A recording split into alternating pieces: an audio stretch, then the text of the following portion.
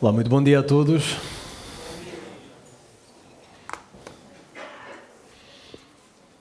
Alô, alô? Está muito alto? Está bem? Okay. Gostaria de convidar-vos a colocarem-se de pé mais uma vez para pedirmos a bênção do Senhor. Desculpem este exercício de levanta, senta, levanta, senta. É só por agora. Senhor Deus, pedimos, Pai, pela Tua graça esta manhã, em que estamos num esforço, através do Teu Espírito Santo e da Tua Palavra, para exaltar o Teu Filho Jesus.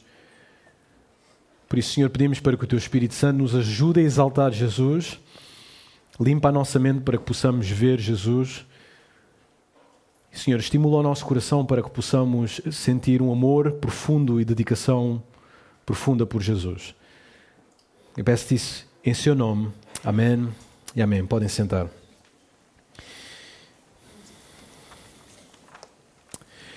Em 5 de novembro deste ano, o mundo assistiu aos resultados das eleições talvez mais importantes da história dos Estados Unidos e talvez da nossa história mundial.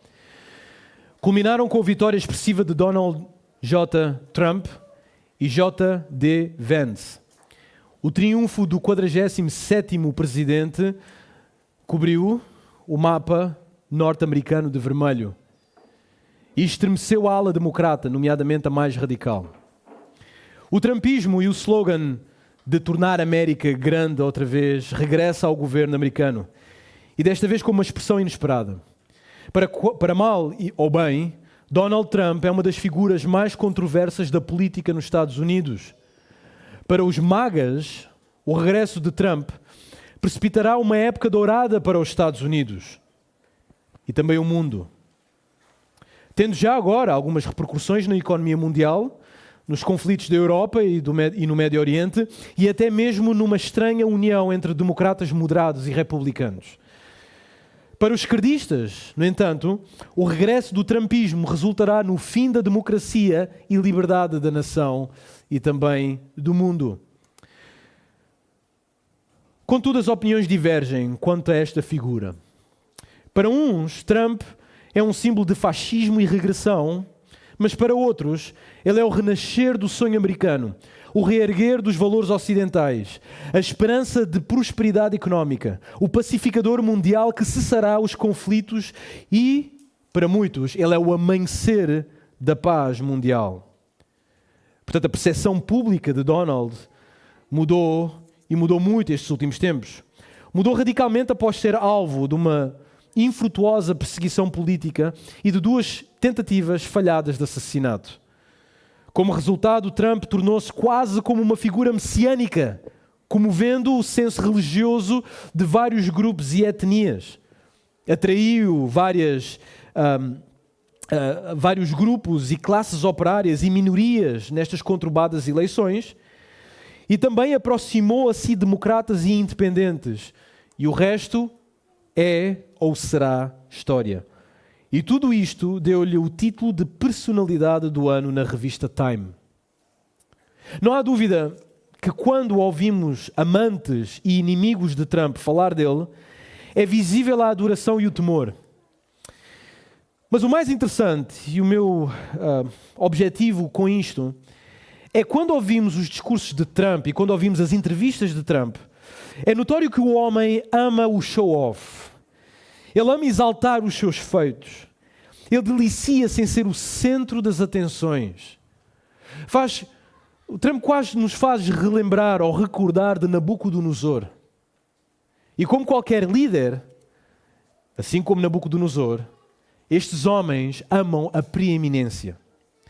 Agora, seja isto por má índole ou não da parte de Trump, independentemente das opiniões sobre ele, o facto é que o atual homem mais poderoso do mundo, verdadeiro na sua exaltação ou não, como criatura, ele está aquém do que pensa de si mesmo e da percepção do mundo. Assim como Nabucodonosor, este é mais um mortal que depende o seu sopro do decreto dos céus. Trump, Nabucodonosor e qualquer líder mundial têm que saber e entender que os céus reinam. Só existe um que tem preeminência, um que é rei, um que é o Senhor, um que é o suzerano sobre os céus e a terra. e nenhum dos líderes desta era é. Deixem-me mostrar-vos, portanto, quem é digno de tal exaltação e do lugar de preeminência sobre este universo. Abram comigo em Colossenses capítulo 1, versículo 13 até o versículo 23. Podem ler a passagem também na tela. Escreveu o apóstolo Paulo a esta igreja em Colossenses capítulo 1, versículo 13 até 23. Diz o seguinte, a palavra de Deus: Ele nos libertou do império das trevas e nos transportou para o reino do Filho do seu poder, no qual temos a redenção, a remissão dos pecados. Que tremenda verdade esta! Esta é a imagem do Deus invisível, o primogênito de toda a criação. Pois nele foram criadas todas as coisas nos céus e sobre a terra, as visíveis e as invisíveis, sejam tronos, sejam soberanias, quer principados, quer potestades, tudo foi criado por meio dele e para ele. Ele é antes de todas as coisas. Nele, tudo subsiste. Ele é a cabeça do corpo da igreja. Ele é o princípio, o primogênito de entre os mortos, para em todas as coisas ter a primazia, porque aprova a Deus que nele residisse toda a plenitude, e que, havendo feito paz pelo sangue da sua cruz, por meio dele, reconciliasse mesmo todas as coisas, quer sobre a terra, quer nos céus. E a vós outros, também, que outrora erais estranhos e inimigos no entendimento pelas vossas obras malignas, agora, porém, vos reconciliou no corpo da sua carne mediante a sua morte, para apresentar-vos perante ele santos, inculpáveis e irrepreensíveis, se é que permaneceis na fé, alicerçados e firmes, não vos deixando afastar da esperança do evangelho que ouvistes e que foi pregado a toda a criatura debaixo dos céus, e do qual eu, Paulo, me tornei ministro. O que Paulo faz nesta passagem é demonstrar quem tem a preeminência. Quando Paulo escreve esta carta, ele escreve esta carta numa prisão de Roma. Só numa prisão por causa do Evangelho, por causa da sua exaltação de Cristo. Paulo está nesta prisão e ele escreve a esta igreja com o intuito de proteger esta igreja dos falsos mestres que se infiltravam. Esta carta é uma carta breve, é uma carta magnífica. É uma carta que instrui a igreja acerca da pessoa do Senhor Jesus. Nós não temos muito tempo agora para ver todos os detalhes da introdução ou todos os detalhes do contexto da carta, mas basta dizer que o tema central desta carta é mostrar o Cristo Jesus, o Rei Cósmico. Aquele que está sentado sobre o trono dos céus e sobre o trono da terra. Ele domina, Ele é o Criador, Ele é o Senhor, Ele é o Rei, Ele próprio é Deus. Como é que nós podemos dividir esta carta? Bem, esta carta pode ser dividida em duas partes. A primeira parte, do capítulo 1 até o capítulo 3, versículo 4, temos a instrução teológica da carta. Aquilo que é o credo da carta, aquilo que são as verdades, a doutrina da carta. E no final do capítulo 3 até ao final do capítulo 4 temos a ética. Então, relativamente à primeira parte, onde se encontra o nosso texto que acabámos de ler logo na introdução, temos o núcleo da porção do capítulo 1, versículo 15 ao 20, que é chamado de hino a Cristo. O versículo 15 até o versículo 20 do capítulo 1 é aquilo que os teólogos chamam de hino a Cristo. Agora, é querido que a porção do versículo 15 até o versículo 20 é um hino, um cântico, um chanto dedicado a Cristo. E este hino explana sobre a centralidade de Jesus no universo e na história, ou por outras palavras, na criação e na redenção. O coração, que é esta passagem, desta primeira parte do livro, é a essência da salvação e da preservação dos santos, nomeadamente dos leitores que leem esta carta. Nesta carta também, o apóstolo Paulo demonstra que Jesus Cristo, através deste hino, Ele é aquele que tem que ser exaltado por todas as criaturas, na terra e nos céus. Portanto, antes de chegar à parte prática, à parte ética da carta, e vemos vários conselhos no capítulo 4, a primeira coisa que Paulo quer fazer é mostrar-nos Jesus. Mostrar-nos quem Ele é.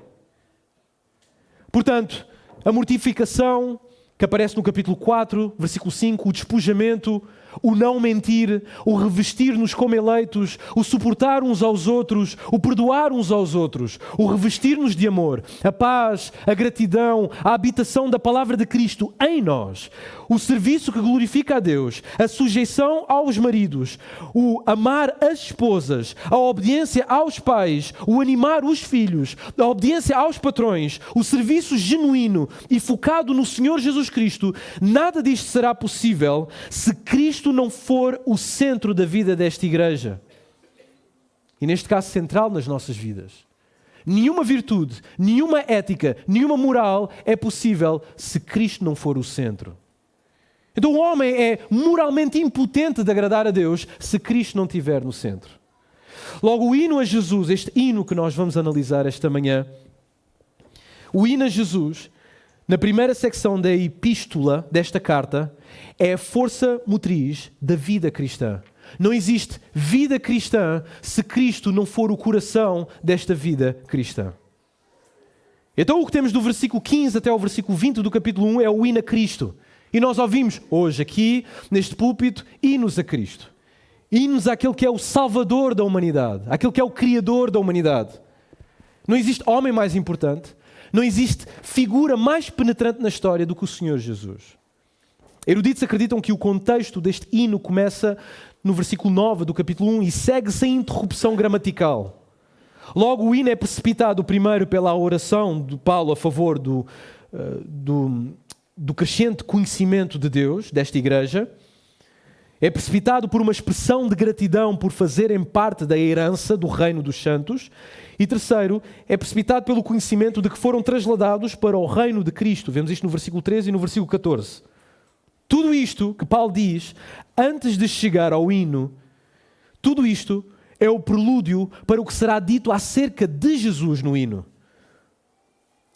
Portanto, este é o cântico a Jesus, este é o hino, esta é a poesia, este é o chanto, este é o poema, esta é a lírica ao cósmico monarca cujo senhorio estende-se a todas as fronteiras terrenas e celestiais. Independentemente da forma em que é dividido o hino, e teólogos discutem sobre como se deve dividir este hino, quais são as estrofes. O facto é que Paulo demonstra que Jesus é o Senhor da antiga criação, o mundo em que nós vivemos, e Ele é o Senhor da nova criação, o mundo por vir. A preeminência é claramente vista nas expressões que o próprio Paulo escreve neste hino.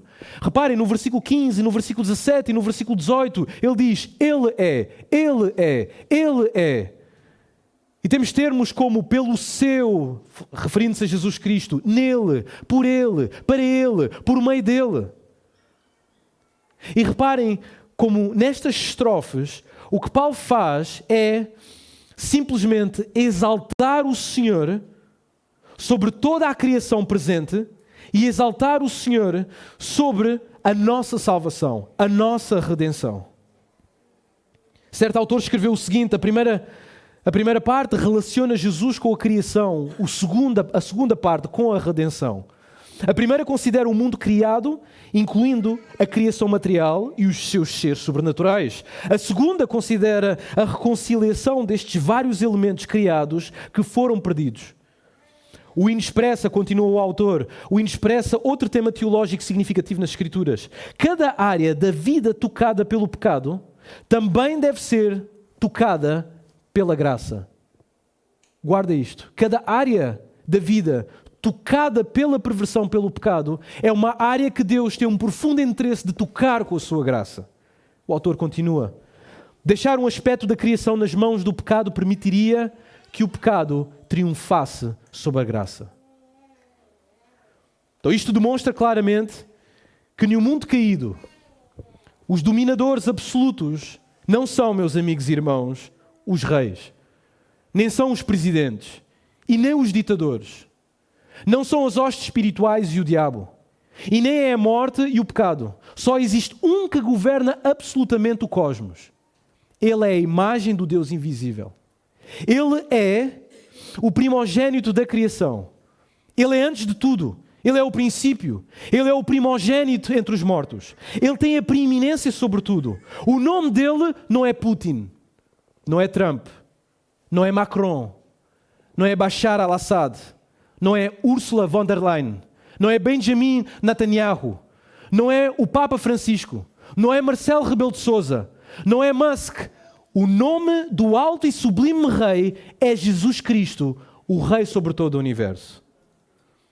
Portanto, nesta porção, neste hino, o senhorio de Jesus é visto em virtude da sua posição na criação e da sua posição na redenção. É visto a partir da sua posição na criação e a sua posição na redenção. E como qualquer hino, como qualquer música, como qualquer lírica, este hino, como qualquer outro hino, é um hino que tem o seu tempo, tem o seu ritmo. A lírica deste hino é vibrante, é emotiva, é compassada, é breve e com um espaçamento de apenas um suspiro em cada canto. Isto faz-me lembrar nos tempos em que eu e o Bertil e o Hernani cantávamos rap e nós tínhamos que respirar fundo para dizer todas as líricas, porque senão chegávamos ao fim, não havia força para mais nada. Tinha que o companheiro ajudar a finalizar a frase. A mesma coisa com este hino. Este hino é uma série, é uma sequência de elogios àquele que é o Rei do Universo. E que só temos tempo para suspirar em cada frase, em respirar em cada frase. Então o título da pregação desta manhã é apenas Ele é. Ele é. Depois de comunicar à congregação que Jesus libertou-nos da autoridade das trevas, Paulo recorda-nos que no versículo anterior, que com alegria, dando graças ao Pai, Deus nos fez idóneos à parte que vos cabe da herança dos santos na luz. A habilidade de ser, então, conforme Paulo, herdeiro da luz, é-nos dada por Deus. Tornamo-nos cidadãos do reino e da herança por causa de Deus. Foi Deus que nos fez idóneos para isso. Claro e simples. É através de Jesus que recebemos a salvação, versículo 14. E deste ponto, a partir deste ponto, depois de dizer isto e escrever isto à igreja, o apóstolo começa a explicar num hino quem é Jesus. E começa logo no versículo 15. Vejam o que diz o versículo 15. Este é a imagem do Deus invisível, o primogênito de toda a criação. Primeira coisa que Paulo nos diz acerca deste que está sentado no trono, deste que é o Rei do Universo. Jesus, Ele é o Criador. Ele é o Criador. Cristo é o Criador. O primeiro que nos é dito é que Jesus é a imagem de Deus. E o que é que isto significa? Ser imagem de Deus. Primeiro, vejamos o que Paulo não está a dizer aqui. Paulo não está a dizer que Jesus é uma representação, um símbolo ou um reflexo de Deus. Nada disso. O apóstolo quer transmitir que imagem refere-se a uma manifestação. Por outras palavras, Jesus é a expressão visível de Deus. Jesus trouxe Deus à esfera humana. Jesus manifestou Deus em toda a sua plenitude. Ele, Jesus, era a presença real de Deus entre os homens. Deus fez-se visível através de Jesus. É isto que Paulo está a dizer. Em suma, 3 passagens-chave explicam claramente esta manifestação. A Bíblia diz-nos, porquanto nele habita corporalmente toda a plenitude da divindade. Tudo aquilo que é divindade habita corporalmente no Senhor Jesus Cristo. Colossenses capítulo 2, versículo 9. Em outro sítio diz, ninguém jamais viu a Deus. O Deus unigênito, que está no seio do Pai, é quem o revelou. Isto está em João capítulo 1, versículo 18. E reparem o que é que nos é dito em Hebreus capítulo 1, versículo 3. Ele, que é o resplendor da glória, a expressão exata do seu ser, sustentando todas as coisas pela palavra do seu poder, depois de ter feito a purificação dos pecados, assentou-se à direita da majestade nas alturas. Ele é o resplendor da glória de Deus. É a expressão exata daquilo que é o ser de Deus. Cristo é o Criador. Portanto, Paulo afirmou que Jesus foi o único neste universo, na história da humanidade, que manifestou a imagem de Deus. Assim, Jesus carregava a imagem do terreno, Adão, e ao mesmo tempo a imagem do celestial, Deus. E ele foi a única manifestação nesta união perfeita de Deus e do homem, sempre incorporando o melhor de ambos, onde quer que ele estivesse no seu ministério terreno. Ao escolher a palavra imagem, o apóstolo Paulo enfatiza que Deus estava presente onde quer que Jesus estivesse presente. Ele era a manifestação pessoal da divindade. É por isso que o apóstolo João, na sua primeira carta, ele diz o que nós apalpamos do verbo da vida, este próprio verbo era Deus. Nós apalpamos, nós tocamos, nós vimos. Pessoa real, Jesus, o Rei, o Criador. Ele é o Criador. Mas o versículo não termina por aqui. Paulo ainda nos diz, e ainda acrescenta no texto, neste hino, que Jesus é o primogênito de toda a criação. E o que é que isto significa? Bem, primeiro vejamos o que não significa. O texto não diz que Jesus é o maior, ou a maior criatura, ou a única criatura entre todas as criaturas, colocando Jesus no ranking de criaturas. Não é isso que o apóstolo Paulo está a falar. Então, qual é o uso de primogênito no caso de Colossenses aqui nesta passagem? Em resposta a isto, certo teólogo cristão explica o seguinte, eu passo a citar. Em muitas passagens do Antigo Testamento vemos que primogênito veio a ser título que se referia a uma posição em vez de simplesmente designar aquele que nasceu primeiro, como muitas vezes temos a tendência de ver. Por exemplo, Êxodo capítulo 4, versículo 22, Deus diz que Israel é meu filho, meu primogênito. Obviamente, Israel não foi a primeira nação que Deus criou. O mesmo pensamento aparece muito mais tarde em Jeremias capítulo 31, versículo 9, onde Deus novamente usa esse tipo de terminologia quando diz: porque sou pai para Israel e Efraim é o meu primogênito. Tal linguagem fala do status especial de Efraim aos olhos de Deus. Mas certamente a passagem mais significativa e aquela que provavelmente está por detrás do uso de Paulo em Colossenses é o Salmo 89, 27, que diz o seguinte: falo-ei por isso o meu primogênito, o mais elevado entre todos os reis da terra. Este é um salmo altamente messiânico. E neste contexto, Davi, como o protótipo do Messias vindouro, é descrito como o primogênito de Deus. O autor continua e diz novamente, a ênfase está claramente no relacionamento entre Deus e Davi e não na criação de Davi. Davi tinha a preeminência no plano de Deus e recebeu liderança e autoridade sobre o povo de Deus. Da mesma forma, o Messias, Jesus Cristo, o Messias vindouro, teria preeminência, mas em uma arena ainda mais ampla. Fim da citação. Então o texto expressa que Jesus é o primeiro, não numa relação cronológica, mas sim numa relação de prioridade. Jesus é o primeiro em prioridade. Jesus é o representante, o herdeiro e o administrador sobre tudo aquilo que existe. Paulo, de maneira nenhuma, quer colocar Jesus em pé de igualdade com a criação, mas sim distingui-lo daquilo que foi criado.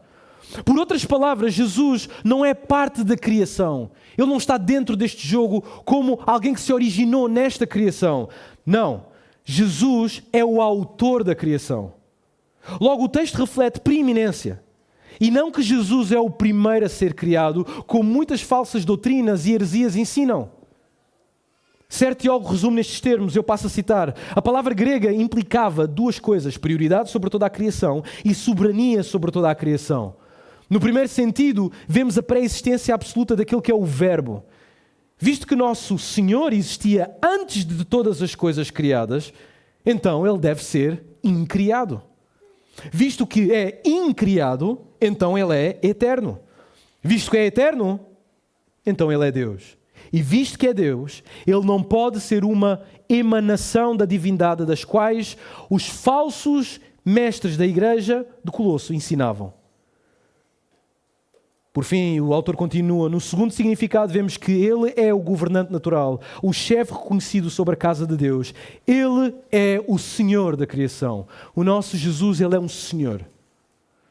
Então vemos claramente que Jesus, quando Paulo quer falar no hino quem Ele é, ele diz que Cristo é o Criador. Ele é o Criador. Mas Ele não fica por aqui.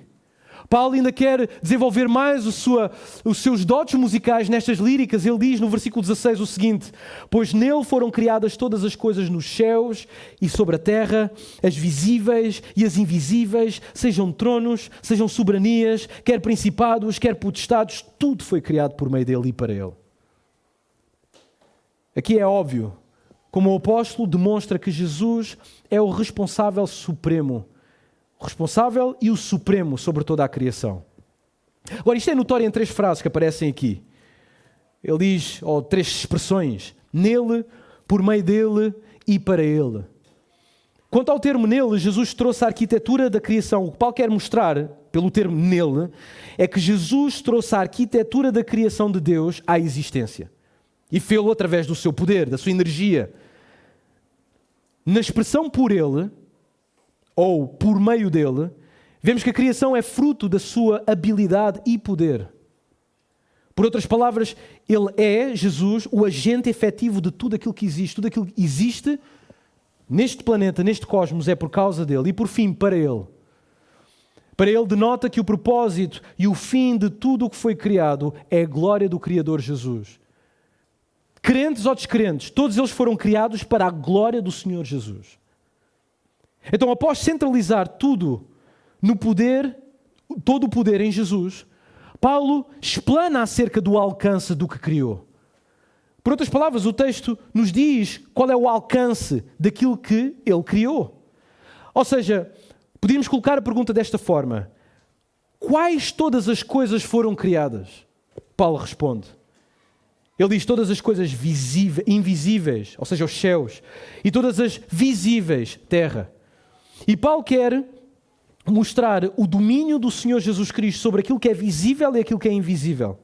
E Paulo ainda especifica o quê que está nesta esfera visível e invisível. Ele diz tronos, soberanias, principados e potestades. Agora, note-se que os 4 termos que aparecem aqui nesta passagem relacionam-se à autoridade e proeminência. É difícil determinar ao certo ao que se refere. Contudo, devido ao contexto, é muito provável que Paulo esteja a falar de seres celestiais, malignos, seres do mal, demónios. Podemos conferir isto no capítulo 2, versículo 15. Mas todas as entidades extraterrestres, o que Paulo provavelmente quer dizer é que todas as entidades extraterrestres, não estou a falar do alien, estou a falar de criaturas que não vivem na Terra, todas elas são criaturas criadas por Jesus. Todas as entidades extraterrestres que podem ter influência sobre os assuntos humanos são apenas criaturas de Jesus. Jesus criou-as todas. Desde Miguel ao diabo, Deus criou-os todos. Certo livro resume desta forma, eu passo a citar. Paulo não está satisfeito em simplesmente dizer que todas as coisas são criadas por Cristo. Ele tem de certificar de que entendemos que ele quer dizer todas as coisas. Todas as coisas nos céus. Todas as coisas na terra. Mas ele continua ainda. E diz todas as coisas visíveis, todas as coisas invisíveis. E se nós pensamos que é tudo, não é tudo. Ele não está satisfeito, Paulo. Então ele diz que coisas visíveis e invisíveis, sejam tronos, soberanias, principados ou potestades. Então qual é o argumento de Paulo aqui? Mesmo reinos celestiais e autoridades espirituais existem simplesmente porque Jesus Cristo os fez. Tudo, em qualquer lugar, a qualquer momento, olha para o Filho de Deus e diz: Tu és o meu Criador. Quer queira, quer não. Por isso o apóstolo Paulo diz que todo o joelho, todo o santo joelho deste universo dobrar-se-á diante do Senhor Jesus Cristo. Não há hipótese. Então Paulo canta este hino de exaltação, escreve a esta igreja, antes da igreja começar a trabalhar na sua santificação, antes de maridos amarem as suas esposas, antes de esposas respeitarem os seus maridos, antes de filhos obedecerem aos seus pais. Ele diz: vocês têm que ver Cristo e têm que ver Cristo como o Criador. Ele é o Criador. Mas Paulo não termina por aqui na sua exultação e exaltação ao Senhor. Para sintetizar tudo aquilo que ele disse acerca de Jesus como Criador, ele afirma algo no versículo 17. Veja o versículo 17. Ele é antes de todas as coisas, nele tudo subsiste. Eu gosto desta expressão, nele tudo subsiste. Se existem verdades nas Escrituras que nos têm que dar algum consolo, alguma paz, é este. Que tudo subsiste por Cristo. Como todas as boas líricas, a ideia não é usar todo o léxico e todas as palavras disponíveis para fazer uma música e para explicar algum ponto musical. Não. A ideia de uma boa lírica é expressar tudo o que é possível na métrica musical possível. E o autor, na métrica musical disponível, e o autor faz isto neste hino. Ele não usa todas as palavras, mas ele usa as palavras certas para sintetizar esta ideia sobre Cristo. Portanto, para expandir ainda mais a mente de comuns mortais como nós, para humilhar-nos e colocar-nos no nosso devido lugar, para demarcar a clara distinção entre criatura e Criador e para levar-nos a uma adoração genuína e confiança inegociável, Paulo revela Jesus como o eterno e sustentador. Por outras palavras, a sua proeminência e preeminência na criação é vista através da sua pré-existência e através da sua contínua manutenção e sustentação da ordenação da criação. Este ar que está a entrar nos teus pulmões e sai dos teus pulmões é Cristo que o sustenta. Porque Ele é o sustentador de todo o universo. Certo autor escreveu esta frase interessante: o Criador não se esqueceu da criação, Ele diariamente mantém o equilíbrio no universo. Ele equilibra a nossa vida. Ele mantém a nossa mente capaz. Ele mantém o nosso organismo capaz. Ele mantém a ordem em todo este universo. Porque Ele é o sustentador. Nele tudo subsiste. Reparem neste Jesus. Ele é o nosso sustentador. Ele está sentado no seu trono com uma autoridade sem paralelo. Cristo, inamovível. Inamovível no seu decreto. Ele sustém o universo, sustém a igreja, sustém a nossa despensa, sustém a nossa mente, sustém a nossa alma. O que vamos dizer acerca deste Jesus? Aliás, Joseph Smith move milhões de fiéis todos os anos na sua falsa doutrina e na sua heresia quanto a Cristo. As ideias de Maomé estabeleceram regimes e nações. E Charles Russell, o fundador dos Testemunhas de Jeová, ainda ergue os seus milhares de salões do reino. Mas nenhum destes indivíduos, nenhum deles, nas suas mentiras sobre Cristo, tem as credenciais que um verdadeiro suzerano, eterno, sustentador como Jesus tem. Por isso, viva ao Rei Jesus.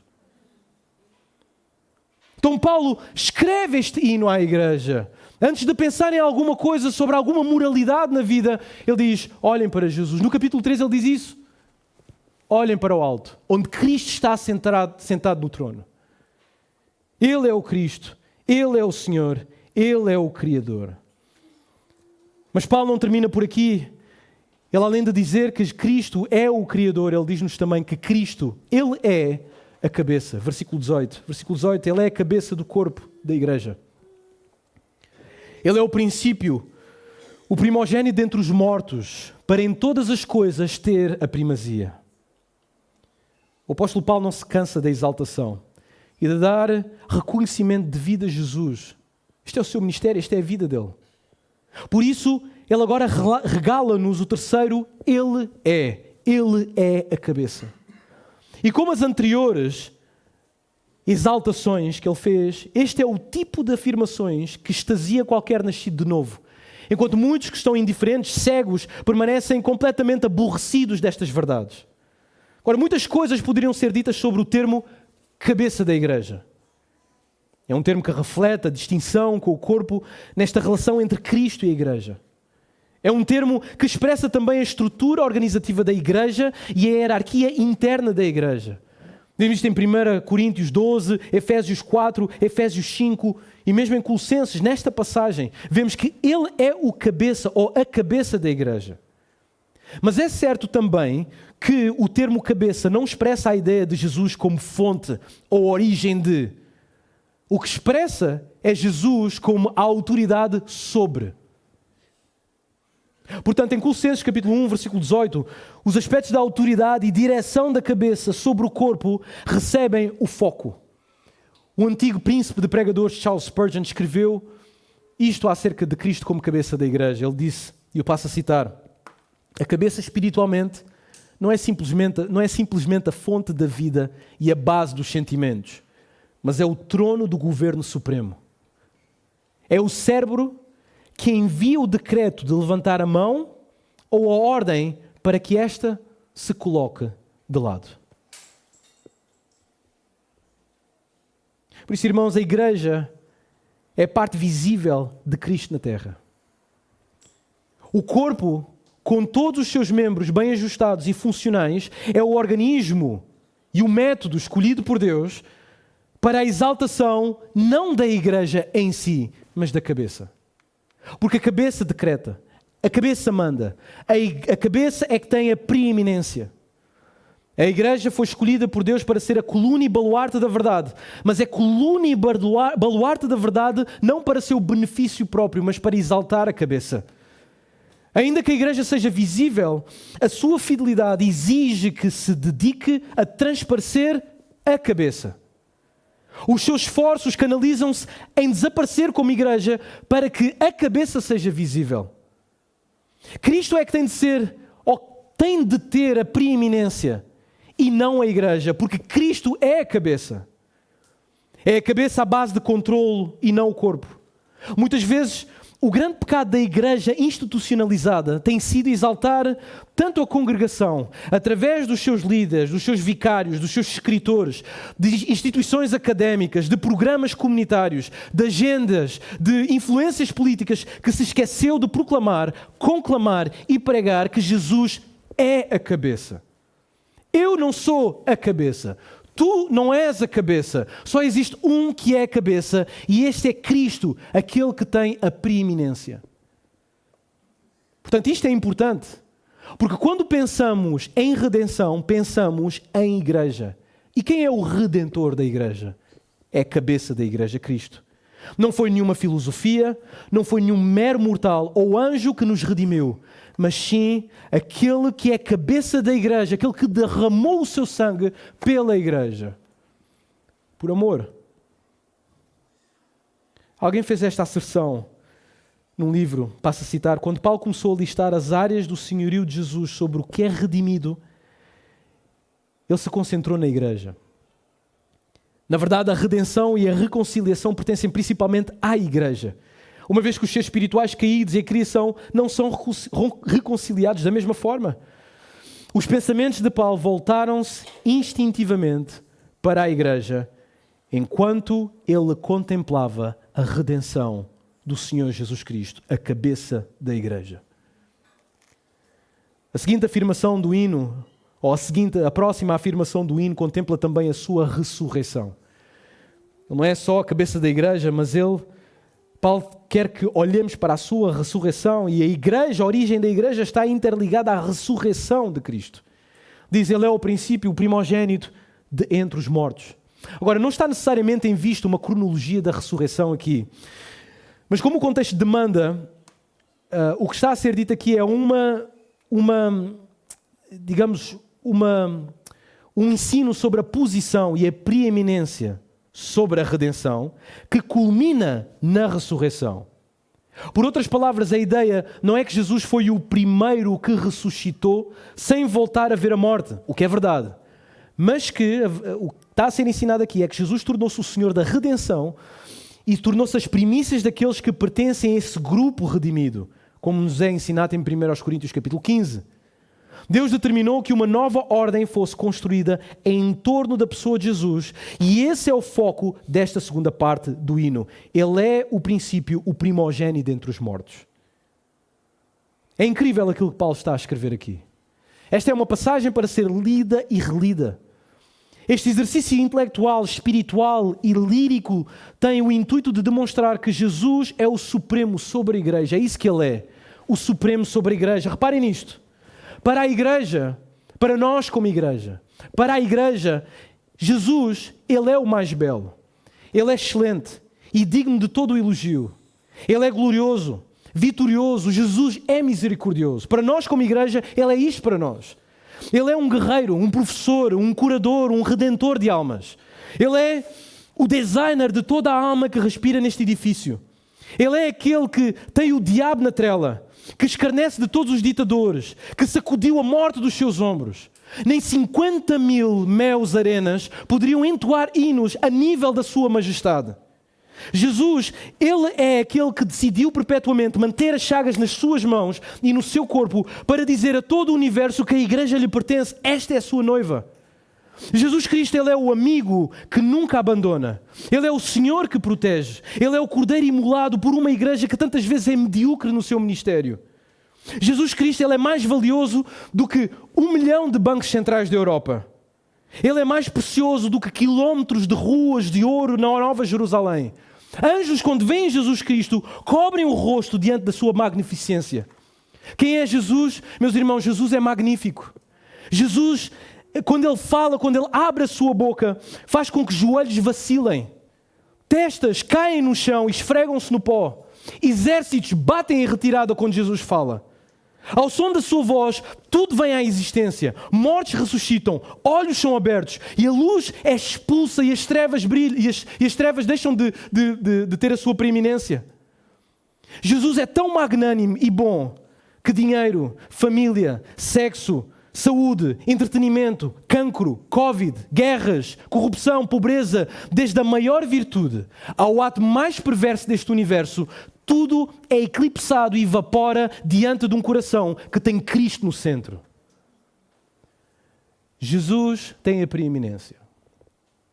Ele é o Criador. Ele é a cabeça da igreja. Quando falamos de Jesus, temos de ter cuidado como falamos desta figura. Paulo ensina nesta passagem que Jesus é a figura central de ambas as esferas, de ambos os domínios, da criação e da redenção. Assim como a criação depende dele para a sua existência e ordem, a redenção depende dele e ele é a figura central, tanto da criação como da redenção. Nós não queremos uma igreja que está centrada nela mesma. Nós não queremos cânticos, ministérios que estejam centrados neles mesmos. Queremos exaltar o Senhor Jesus em toda a sua virtude, em toda a sua preeminência. Portanto, temos de entender que Jesus é o Senhor sobre esta igreja. Os pastores levantam-se ao púlpito como embaixadores diante da grei. Eles não são os senhores da igreja. Enquanto eles se levantam como embaixadores e como mensageiros da igreja, eles vêm para comunicar a verdade à igreja, mas Jesus é quem governa a igreja. Como cabeça, Jesus nutre, cuida, protege e ama a sua igreja. Jesus é o guardião da sua igreja. Por isso, sinceramente e pessoalmente, aborrece-me quando indivíduos desgastam a maior parte do seu ministério a falar mal da igreja do Senhor Jesus. Jesus é o Senhor que ama a sua igreja. E falar mal da igreja constantemente para ter uma plataforma de ministério é uma das maiores loucuras dos nossos dias. Estes homens muitas vezes enchem a sua boca de abusos verbais contra a esposa de Jesus. Amigos, não brinquemos, irmãos, não brinquemos. Esta é a amada do rei. Jesus está inflamado de amores pela sua esposa. Os seus olhos estão concentrados e apaixonados pela igreja. Vituperar a esposa é uma afronta à cabeça. O sangue de Jesus arde de cólera por todos os loucos que querem levantar a voz ou a mão à sua amada. Homens, imaginem se fizessem isso com a vossa esposa, com a vossa mulher. De levantar a voz ou levantar a mão. Se querem ver um homem verdadeiro ou um esposo verdadeiro a libertar o seu MMA, que está dentro dele, e a enfervescer o sangue e desencadear o lado selvagem, toca na sua amada. Tocar na igreja é mexer com o leão cujo rugido tem força de paralisar até o mais profundo inferno. Ele ama a sua esposa, a sua igreja. Jesus vibra pela sua igreja. Por isso, quando ele olha para a igreja de Corinto, Paulo fala da igreja de Corinto, ele diz, esta é uma igreja que tem pecado, mas estes são os santos do Senhor. Esta é a igreja. Jesus é a cabeça da igreja. Então vemos claramente que Paulo demonstra que Cristo é o Criador, Cristo é a cabeça da igreja e Cristo também, versículo 19, Cristo, Ele é Deus. Rapidamente, versículo 19, porque aprova Deus que nele residisse toda a plenitude. Quanto a este versículo, alguém escreveu o seguinte, eu passo a citar. Esta declaração constitui uma das declarações mais fortes do Novo Testamento, afirmando a divindade do Senhor Jesus Cristo. O que não é apenas um Deus ou uma parte da divindade.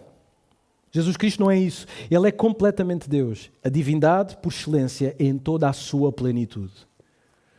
Então Paulo diz que foi do agrado de Deus, do Pai, que residisse a plenitude da divindade em Jesus. Agora, não é suficiente afirmar somente que tudo é dele, desde reino, a criação, e que tudo depende dele, a salvação e a criação e a igreja. É necessário realçar que tudo pertence a Jesus. E tudo depende de Jesus. Porque ele é plenamente Deus. Ele é Deus desde a sua concepção. Logo, esta afirmação que nós acabamos de ler aqui no versículo 19, podemos dizer que é o clímax deste hino, o ponto alto. É onde os tenores elevam as suas vozes. É onde os baixos tornam-se cada vez mais audíveis. É quando a melodia chega ao seu ápice. É quando ele diz: este aqui aprova Deus, que nele residisse toda a plenitude. É fascinante ver que nisto Deus se deleita.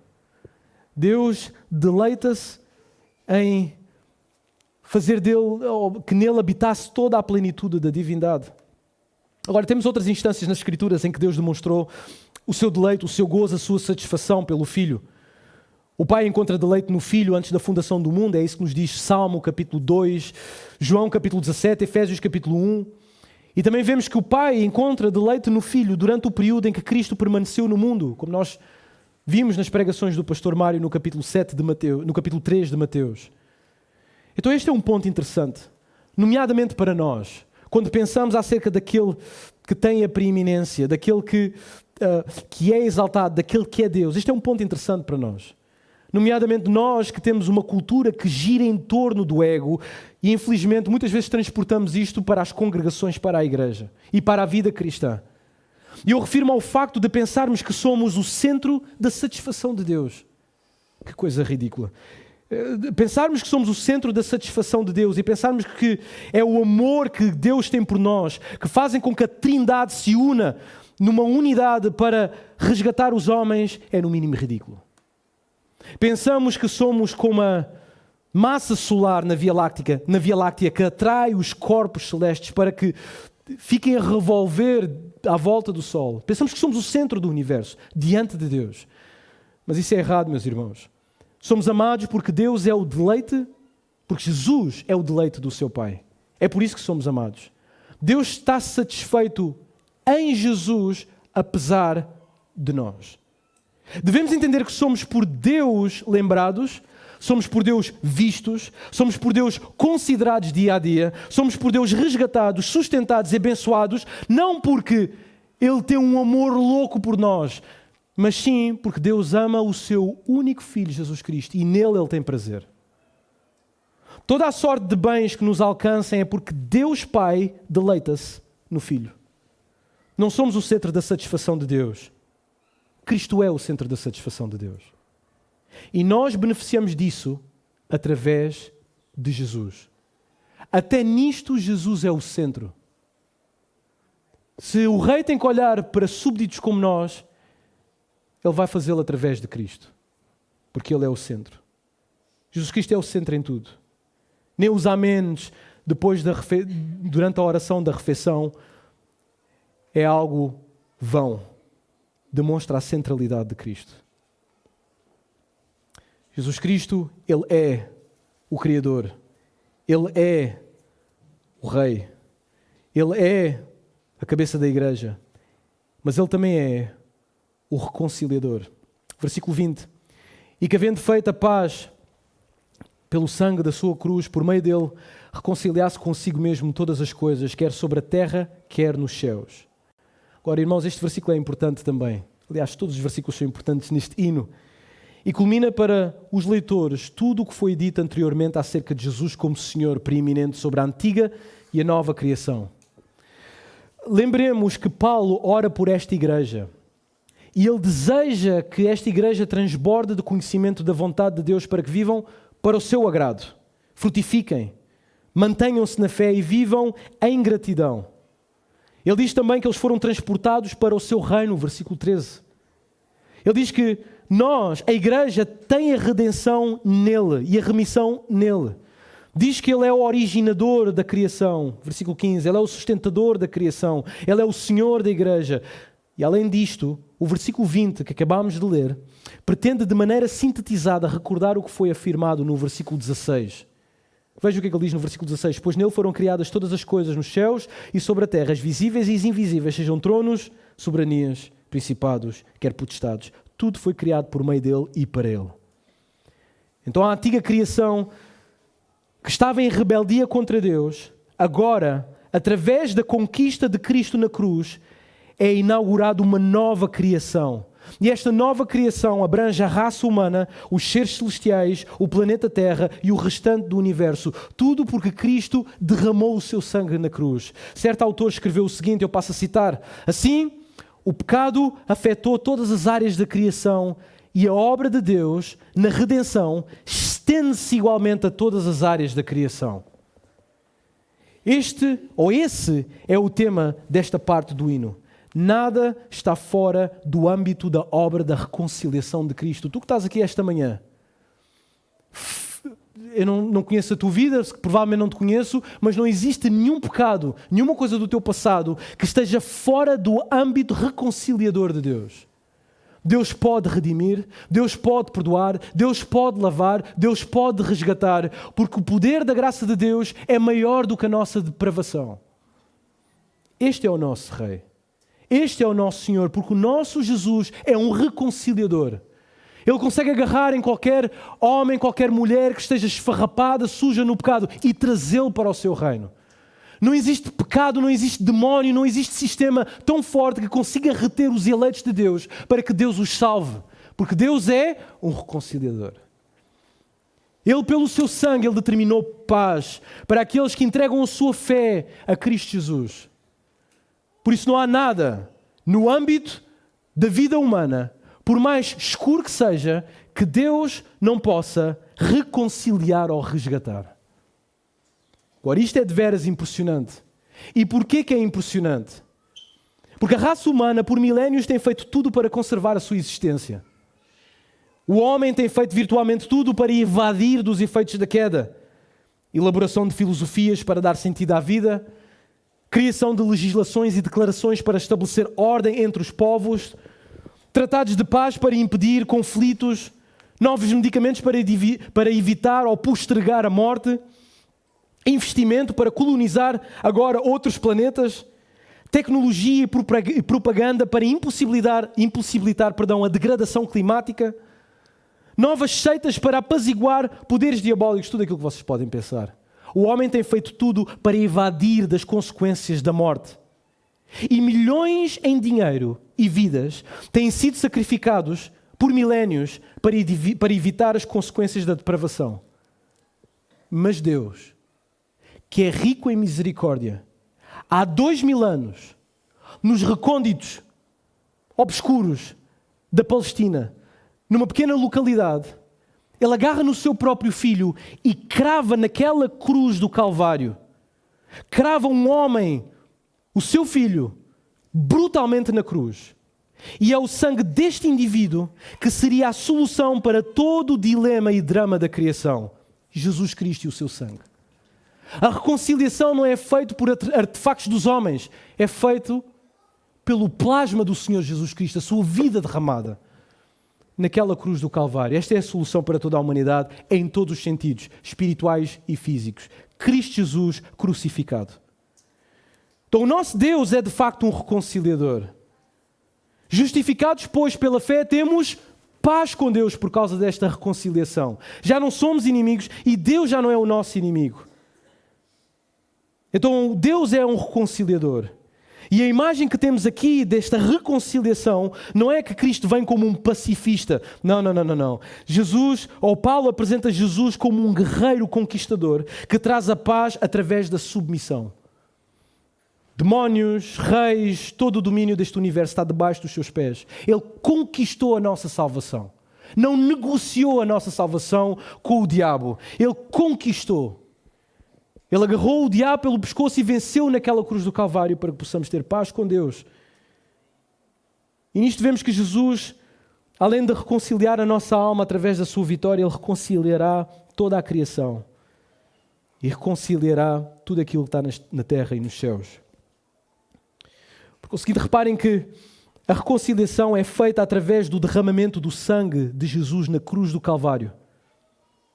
Todos os homens, neste planeta, todos, homens e mulheres, todos, estão numa guerra com Deus que é mais severa e penosa que a guerra entre a Rússia e a Ucrânia, ou Israel e Hamas. Deus não é brincadeira. E este conflito é uma derrota certa para ti se não tens Cristo como Salvador. Não há como brincar com este Deus. Não há como medir forças contra este Deus. O teu estado, se tu não tens Cristo, é um estado de amor próprio e escravidão do pecado. E esse amor próprio e essa escravidão condenar-te-ão diante do grande juiz. Tu e Deus não são amigos. Vocês são arqui-inimigos. Tu precisas de um mediador, de um Salvador. Foi por isso que o Senhor, na sua misericórdia, rasgou o corpo do seu Filho e banhou aquela rude cruz, aquela cruz do Calvário, com o sangue do seu próprio Filho, com o intuito de estabelecer tréguas entre Ele e nós e trazer a paz. Se tu não tens Cristo, não tens paz. Tão simples quanto isto. Mas Cristo traz paz através do seu sangue na cruz. Certo teólogo escreveu o seguinte de forma formidável acerca deste assunto, nestes termos, eu passo a citar: a reconciliação é o resultado natural da justificação. Estávamos separados de Deus e éramos, portanto, seus inimigos. Mas no seu amor, Ele estendeu a mão e nos trouxe para si. Deus, o Pai, aceitou o pagamento do resgate de Cristo como um substituto para nós e creditou o pagamento de seu sangue em nossa conta. Isto levou ao perdão dos pecados. E Deus, como um juiz justo, declarou-nos justos com base nessa morte sacrificial. O resultado é o estabelecimento de uma nova ou de um novo relacionamento com Ele, à medida que Ele se torna nosso Pai e nos juntamos à sua família como co-herdeiros de Cristo. A reconciliação é legal e pessoal. Fomos redimidos, justificados e reconciliados com a Trindade de Deus. Não fomos nós que iniciamos e alcançamos esta reconciliação, mas Deus Pai e Cristo Filho que a tornam possível. Para isto tudo, para esta reconciliação, foi necessário a morte de Jesus Cristo. Vejam estas tremendas palavras do apóstolo Paulo em Colossenses capítulo 2, versículo 13 a 15. Ele diz: e a vós outros que estáveis mortos pelas vossas transgressões. Reparem nisto, mortos pelas vossas transgressões e pela incircuncisão da vossa carne, Ele, sem nenhum pedido, sem nenhum apelo de ajuda, a Bíblia diz que Ele nos deu vida juntamente com Ele, perdoando todos os nossos delitos, aqueles que são visíveis e aqueles que estão escondidos na nossa mente e no nosso coração, que só Deus sabe. Cancelou tudo. Tendo cancelado o escrito de dívida que era contra nós e que constava de ordenanças, o qual nos era prejudicial, removeu inteiramente, encravando-o na cruz e despojando os principais, ou os principados e as potestades, publicamente, o expôs ao desprezo, triunfando deles na cruz. Esta é a morte de Jesus. A salvação é uma coisa tão simples. Jesus vem como um reconciliador. Todos aqueles que colocam a sua fé no Senhor Jesus Cristo têm reconciliação com Deus. Senão, estão debaixo da ira, estão debaixo da cólera divina. Deus está irado e está irado com razão contra todos os pecadores e enviará todos os pecadores impenitentes para o inferno. Deus não pestanejará em fazer isso. Ele fala de uma forma justa, por isso vem a salvação. Deus não está a reter a sua salvação, Ele abre as suas mãos, abre os seus braços para receber todos aqueles que querem a salvação. Logo, a morte de Jesus por nós foi, primeiro, uma morte real e física. Esta foi uma morte para expiar o nosso pecado. E esta foi uma morte para nos substituir. Esta foi a morte de Cristo. E para adquirir a salvação e paz através do sangue da cruz, é necessário apenas fazer uma coisa: arrepender dos nossos pecados e colocar a nossa fé em Jesus. Tão simples quanto isto. Crer no Senhor Jesus Cristo. Crer no Salvador. O apóstolo Paulo ainda escreve e diz: e a vós outros também, que outrora erais estranhos e inimigos no entendimento pelas vossas obras malignas, agora porém vos reconciliou no corpo da sua carne, mediante a sua morte, para apresentar-vos perante Ele santos, inculpáveis e irrepreensíveis. Reparem, se é que permaneceis na fé, alicerçados e firmes, não vos deixando afastar da esperança do Evangelho que ouviste. Bom, tu ouviste hoje o Evangelho. O que é que vais fazer com o Evangelho daquele que é o Salvador, daquele que é o Criador, daquele que é a cabeça da igreja, daquele que é o Senhor, daquele que é o sustentador, daquele que é o governador sobre todo o universo, daquele que é o reconciliador? Em conclusão, aprendemos sobre quem é Jesus hoje, através de um hino. Ouvimos vários hinos, mas ouvimos através do hino inspirado quem é Jesus. Vimos através do ensino de Paulo que Jesus é o Criador. Jesus é a cabeça. Jesus é Deus. E Jesus é o reconciliador. E termino com estas palavras do pregador Charles Spurgeon. Rei Jesus, aclamam todos, ou aclamem todos, vida longa ao Rei. Tragam o diadema real. Não veem como os anjos o coroam? Não ouvem as canções dos querubins e do serafim? Digno és de tomar o livro e de abrir os seus selos? Não ouvem o cântico eterno dos que venceram através do seu sangue? Digno és porque foste morto e com o teu sangue nos compraste para Deus? Enquanto a igreja na terra se une em um hino solene, coroar o Senhor de todo o universo, pois é digno o Cordeiro que foi morto, pela supremacia da sua natureza, pela necessidade da sua obra consumada, pelo decreto do Pai, pelo consentimento universal de todos os que foram lavados pelo sangue de Jesus. Ele é a única cabeça da sua própria igreja. Viva o Rei!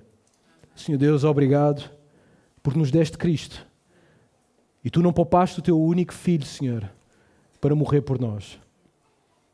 E quando enviaste o teu filho, enviaste com toda a plenitude da divindade. Ele apresentou-se como o Criador, como o próprio Deus encarnado, mas ao mesmo tempo frágil, físico, como qualquer homem, mas sem pecado. E foi levado com o seu corpo àquela cruz do Calvário como servo para morrer por nós. Senhor, que a nossa igreja seja uma igreja centrada neste grande Jesus. Não centrada em especulações dogmáticas e doutrinais simplesmente, não centrada em atividades, não centrada em pessoas, mas centrada no Senhor Jesus Cristo, amando o Senhor Jesus Cristo e exaltando aquele que é o resgatador das nossas almas. Esta é a nossa oração em nome de Jesus. Amém.